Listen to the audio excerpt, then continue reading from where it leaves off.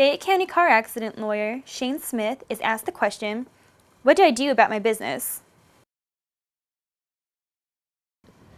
Lots of times when we're talking about small business owners, especially if they come from another lawyer who may have done a will a couple of years ago or something like that, and we start asking about their business transition plan, they look at me like, "What do you mean?"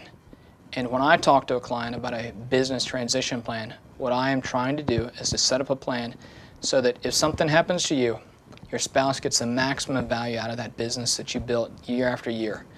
And the reason that's so critically important to me is, one, because I own a law firm. And when I sat down and looked at my own stuff, I realized, wow, if something happens to me, how is my spouse protected? How is she compensated for all the hours and the nights and the worrying she put in while we were building up our business? And if you have a $2, $3, or $4 million business and something happens to you, you need to make sure that your spouse gets maximum value out of that business. If you're in a professional business, and what I mean by that, if you're a lawyer, an accountant, a doctor, or something like that, a lot of states have specific rules saying that the person who controls the business has to be a member of that profession. For instance, if you're an accountant has to own 51% of that business. If your spouse is not an accountant, they can't own the business. So you need a transition plan. I've seen it before where a lawyer will die. Somebody will come up to that spouse and say, "Hey, I'd like to buy the firm from you." And if there's no transition plan in place, they're like, "Well, what's it worth?" Well, that law firm may have had $1 million or $2 million in revenue last year, but the spouse can't get it. She doesn't know how to work the files. The lawyer didn't bother to say, "Take these files to so-and-so who's going to help you." So that other person who comes in may buy it for $100,000 and get $1 million business for $100,000.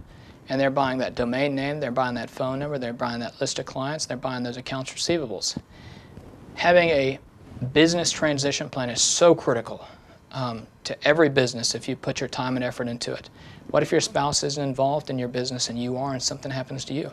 Do you have a plan to make sure that she can come in and manage it, or to have somebody that's going to help her sell that business? These are all things we need to talk about, and I will tell you, this decision, setting up a business transition plan, is huge.